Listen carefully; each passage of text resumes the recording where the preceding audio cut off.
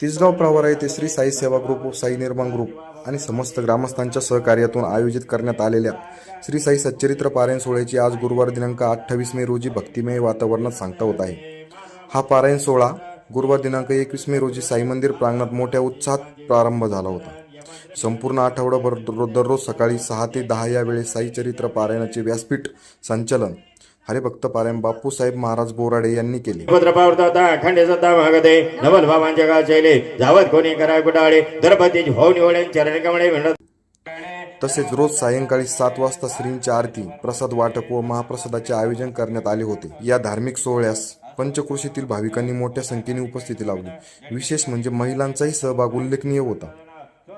आज सांगता सोहळ्यानिमित्त सकाळी 9:30 वाजता हरिभक्त पारायण योगी माणिकनाथजी महाराज हरिबाबा आश्रम शिरसगाव यांचे काल्याचे कीर्तन आयोजित करण्यात आले आहे। काळानुरूप जीवन अधिक वेगवान व अस्थिर होत असताना मन शांती समाधान जीवनात स्थिरता प्राप्त करण्यासाठी सद्गुरू साईनाथ महाराजांच्या विचारांची व कृपाशीर्वादाची गरज असल्याची भावना आयोजकांनी व्यक्त केली। या सोहळ्यास नामदार राधाकृष्ण विखे पाटील यांचे मार्गदर्शन लाभले असून विजूभाऊ कोते, नानाभाऊ गुरव, श्री साई सेवा ग्रुप, डॉक्टर सुजय दादा मित्र मंडळ, श्री स्वामी समर्थ केंद्र सेवेकरी, श्री सावता महाराज सेवा संघ, जनसेवा मंडळ, तिसगाव साई जनसेवा मंडळ, अष्टविनायक मित्र मंडळ आदी संस्थांचे सहकार्य लाभले।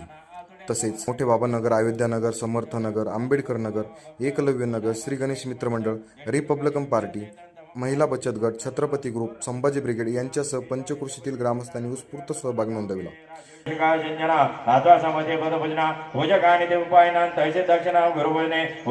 दक्षिणा